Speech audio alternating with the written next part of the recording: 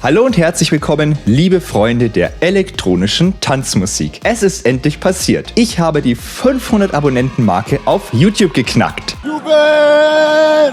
Das hat ja auch nur 14 Jahre gedauert. Wobei ich den YouTube-Kanal ja erst seit ein paar Jahren aktiv mit Videos versorge. An dieser Stelle vielen Dank für den ganzen Support und an alle Leute, die meine Videos liken, kommentieren und mich hier auf YouTube abonniert haben. Als 500 Abonnenten-Special gibt es deswegen ein Making-of, wie so eine Folge Random EDM Facts entsteht. Ich glaube, das kann für euch ganz interessant sein zu sehen, wie viel Arbeit in so einem einzelnen Video steckt. Schneiden, rendern, hochladen, ankündigen. Viel Spaß dabei! Schritt 1. Die Themensuche. Der essentielle Teil bei meinen Videos sind die Themen. Wie finde ich diese? Zum einen habe ich über die Jahre sehr viel mitbekommen. Da ist es natürlich sehr von Vorteil, dass ich viele Jahre beim Radio tätig war. In meinen Sendungen ging es meistens um elektronische Musik.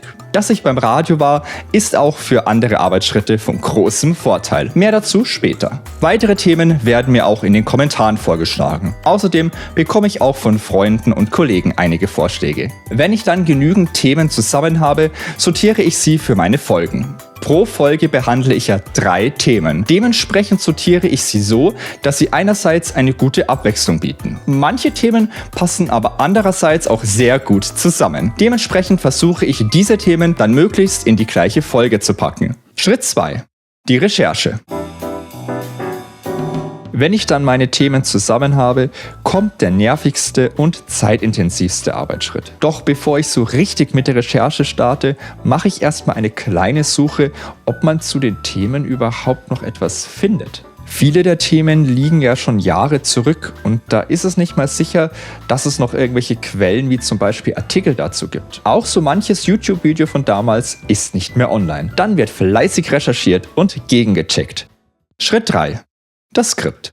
Wenn ich dann meine Quellen zusammen habe, geht es darum, alle wichtigen Infos in Textform zu bringen. Dort kommt auch wieder ein Trick zum Einsatz, den ich durch meine Zeit bei Dein Live gelernt habe. Schreibe deine Moderationstexte so, wie du sie sprichst. Vor allem, wenn man noch zur Schule geht oder gerade von der Schule kommt, schreibt man seine Moderationstexte fürs Radio meistens so, wie man es halt in der Schule gelernt hat. Das klingt dann in gesprochener Form allerdings alles andere als natürlich. Gut, dass man in der Schule lernt, wie man Aufsätze schreibt und Gedichte analysiert. Sowas habe ich Zeit der Schule auch echt häufig gebraucht. Ein weiterer Tipp, den ich zu Moderationstexten bekommen habe: Schreibe deinen Text so, als würdest du gerade einem Freund eine sehr komplizierte Thematik erklären und das auf möglichst einfache Art und Weise. Das hat sich bei mir so richtig ins Gehirn eingebrannt und ich achte seitdem darauf. Alle Informationen kurz und knapp auf den Punkt zu bringen und möglichst kurz zusammenzufassen, ist für meine Videos die größte Herausforderung. Schritt 4. Das Set. Wenn das Skript steht, geht's an die Aufnahme. Dafür muss ich aber immer erst noch das Set hier aufbauen. Aber wieso lasse ich es nicht einfach stehen? Nachdem ich meine Videos hier in meinem Wohnzimmer bzw. Arbeitszimmer aufnehme, ist es dann doch etwas ungemütlich, wenn alles ständig nach Aufnahmestudio aussieht. Außerdem muss ich mich dann auch immer um das ganze Equipment hier herum bewegen, wenn ich zum Beispiel auf die Couch möchte. Außerdem brauche ich einen Teil des Equipments, wenn ich unterwegs bin und dort zum Beispiel fotografieren oder filmen möchte. Ich fasse euch mal kurz zusammen, was ich hier alles so an Technik für meine Videos nutze. Zum einen meine Hintergrundbeleuchtung, die aus einem LED-Lichtstreifen besteht. Dafür habe ich diesen auf einen Holzbalken geklebt. Also so richtig schön self-made. Dazu kommt dann noch ein Licht von oben, damit der Hintergrund auch schön ausgeleuchtet ist. Dafür nutze ich dieses Gerüst, was eigentlich dafür gedacht ist, um daran einen Hintergrund für Fotoshootings aufzuhängen. Das ist blaues Licht. Und was macht es? Es leuchtet blau. Von vorne werde ich von 2 Lampen beleuchtet.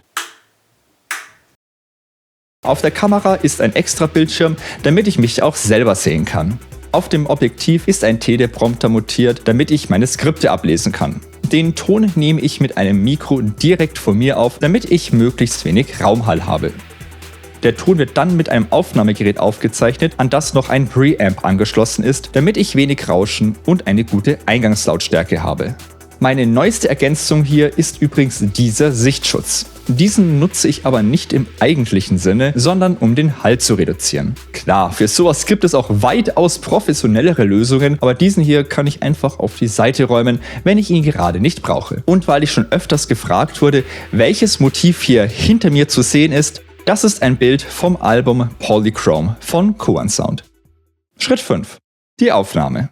Nachdem dann alles technisch vorbereitet ist, geht es endlich los mit der Aufnahme. Damit Ton und Bild im Schnitt dann auch parallel liegen, klatsche ich einmal laut in die Hände, nachdem ich jeweils die Aufnahme gestartet habe. Im Durchschnitt brauche ich pro Video 2 bis 3 Takes. Ganz wichtig ist dabei, immer genügend trinken, damit die Stimme auch schön geölt ist. So it is hot, just stay hydrated. Je nach Thema drehe ich dann auch noch Schnittbilder, wie zum Beispiel von CDs aus meiner Sammlung. Schritt 6. Der Schnitt. Anschließend geht es in den Schnitt. Hier synchronisiere ich erstmal die Audio- und Videospuren. Dann wird das Material gesichtet und die besten Stellen rausgesucht. Wenn der Rohschnitt steht, dann geht es darum, die Schnittbilder und Memes einzubauen. Die Musik lege ich allerdings noch nicht darunter, denn davor kommt erst noch Schritt 7. Die Nachbearbeitung. Nachdem ich bei der Aufnahme schon darauf achte, dass alles eine gute Qualität hat, muss ich nicht mehr so viel nacharbeiten. Den Ton, die klicke ich an einigen Stellen, damit ich euch nicht die ganze Zeit ins Ohr schmatze. Danach geht es für meinen kompletten Sprechertext in die Nachbearbeitung. Mit Kompressor, EQ, De-Esser und Limiter. Dadurch gibt es keine Sprünge in der Lautstärke und alles klingt klar und verständlich. Wenn der Sprecherton passt, kann ich Musik unter das Video legen. Dafür verwende ich Videospielmusik. Das hat 2 Gründe. Erstens, durch diese Musik gibt es keine Probleme mit der Content-ID. Zweitens, könnten dadurch auch Leute auf meine Videos reacten, ohne Probleme damit zu bekommen. Als letzter Schritt wird noch das Bild angepasst. Nachdem mein Video eigentlich nur aus einer Einstellung besteht, muss ich hier nur einmal alles anpassen. Zwischendrin exportiere ich das Video auch immer wieder mal und lade es als privat auf YouTube hoch. Dadurch kann ich nämlich überprüfen, ob es wegen Songbeispielen oder ähnlichem Copyright-Probleme gibt. Schritt 8. Die Veröffentlichung. Wenn alles fertig ist, wird das Video final exportiert und hochgeladen. Dann wird noch der Beschreibungstext ergänzt und die Untertitel hinzugefügt. Die Untertitel kann man als Textdatei hinzufügen und YouTube synchronisiert sie dann automatisch. Das funktioniert allerdings nicht gerade gut. Deshalb gehe ich dann selber noch einmal darüber und schiebe alles dahin, wo es hingehört. Diese Mühe mache ich mir übrigens, weil ich sehr viele Abonnenten außerhalb von Deutschland habe. Außerdem können dann auch Leute, deren Muttersprache nicht Deutsch ist, meine Videos verstehen. Dadurch muss ich auch nicht auf Englisch reden. Ich möchte schließlich mit meinen Videos und den Themen möglichst viele Leute erreichen. Und voilà, fertig ist eine Folge von Random EDM Facts. Jetzt wisst ihr, wie meine Videos entstehen. Ich hoffe, euch hat dieser kleine Einblick in meinen Workflow gefallen. Vielleicht habt auch ihr dadurch etwas für euch gelernt, was ihr beim Erstellen von Videos noch so optimieren könnt. Was bei mir insgesamt auf jeden Fall noch erschwerend dazu kommt, ich mache alle Arbeitsschritte alleine. Das frisst so einiges an Zeit. Aber hey, es macht mir auch einfach extrem viel Spaß. An dieser Stelle auch nochmal ein dickes Dankeschön für 500 Abonnenten. Vielen, vielen Dank. Das ist schön. Das ist wunderschön. Wenn ihr jetzt mal in eine Folge Random EDM Facts reinschauen wollt, findet ihr hier eine Playlist mit allen Folgen. Wenn euch das Video gefallen hat, dann gebt dem Video ein Like und wenn ihr die nächste Folge von Random EDM Facts nicht verpassen wollt, abonniert den Kanal. In diesem Sinne, macht's es gut und bis zum nächsten Video. Servus!